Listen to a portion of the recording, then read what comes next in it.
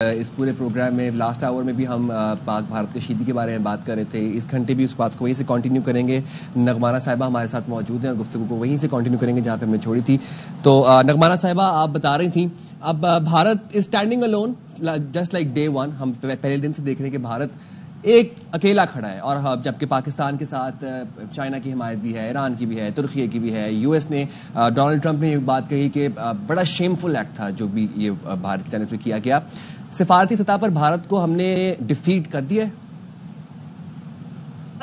دیکھیں, بھارت کو نہ صرف ہم نے ڈیفیٹ کیا ہے بلکہ بھارت جو چاہ رہا تھا کہ پاکستان کو آئسولیٹ کر دے گا اور ہمیشہ کی طرح جو ہے وہ ایک فالس فلیگ آپریشن کرے گا اور ساری دنیا اس کے ساتھ کھڑی ہو جائے گی, ایسا دیکھیں نہیں ہوا ہے.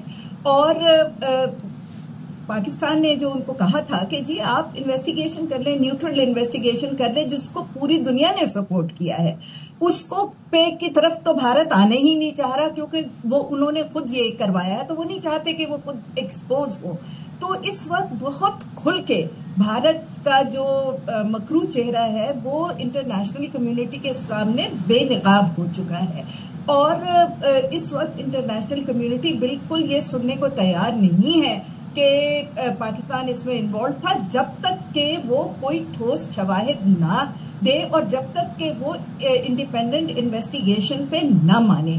اور دیکھیے اس کا تنازل ہے اس چیز کا, کیونکہ اب دنیا نے, ہم تو عرصے سے کہہ رہے تھے کہ دنیا یہ بھارت اس طرح کی اوچھی حرکتیں کرتا ہے, لیکن اب جب سے کینیڈا میں انہوں نے اس طرح کی حرکت کی, ٹیررزم کی, اور امریکہ میں اور آسٹریلیا اور انگلینڈ میں بھی, تو آپ دیکھیے کہ دنیا کو بہت اچھی طرح اس بات کا ادراک ہو چکا ہے کہ یہ جو اس وقت خاص طور پہ مودی کی ڈسپنسیشن ہے انڈیا میں, یہ اسٹیٹ اسپانسرڈ ٹیررزم میں بری طرح ملوث ہے.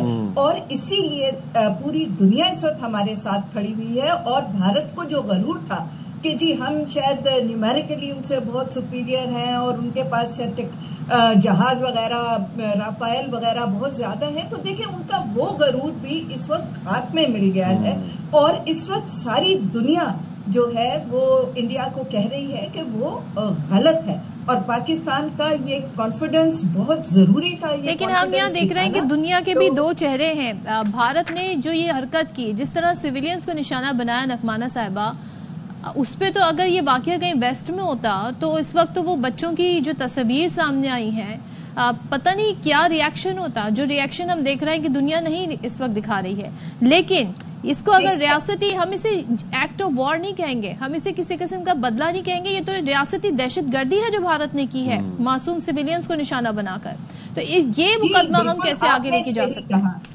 دیکھیے آپ نے بالکل یہ صحیح کہا, اور ہمارے ڈپلومیٹس اور ہمارے فورن منسٹر, پرائم منسٹر اور باقی سارے ادارے بھرپور طریقے سے اپنا نیریٹو دنیا کے سامنے لے کے جا رہے ہیں. لیکن پلیز ایک بات کا ادراک رکھیے کہ پالیٹکس میں, انٹرنیشنل پالیٹکس میں ہم نے دیکھ لیا ہے کہ وہ ڈیز آف مورالٹی ختم ہو گئے. اگر دنیا کا دل ہلنا ہوتا تو جب معصوم کشمیروں پہ پیلٹ گنز سے ان کی آنکھیں اڑائی جا رہی تھی تب بھی جاگ جاتا, جو اس وقت غازہ میں ہو رہا ہے اس وقت بھی جاگ جاتا, اور بہت ساری مثالیں ہیں. تو دیکھیے یہ چیزیں بہت جیو پولیٹیکل اور جیو اسٹریٹجک اور جیو اکنامک جو انوائرمنٹ ہوتی ہے اس کے تناظر میں دیکھی جاتی ہیں. لیکن اگر دنیا کو یا انڈیا کو کسی قسم کی بھی بدگمانی ہے یا کوئی ان کو وہ ہے, شک ہے کہ پاکستان جو ہے وہ اس کا بدلہ نہیں لے گا, اس کا جواب نہیں دے گا, تو آئی تھنک یہ ان کی بہت بڑی بھول ہے. کیونکہ ابھی ہم نے تو صرف ٹریلر دکھایا, ہم نے تو صرف اپنا سیلف ڈیفense کیا ہے, اور آگے سے وہ پیک آف کارڈز کی طرح ان کے جو 70 جہاز اڑے تھے وہ ڈوب گئے. 5 تو اس میں سے ہم نے مار گرا, اور ابھی ریسٹرینٹ ہم نے رکھا, ہم زیادہ بھی گرا سکتے تھے جیسے کہ کل پرائم منسٹر نے کہا.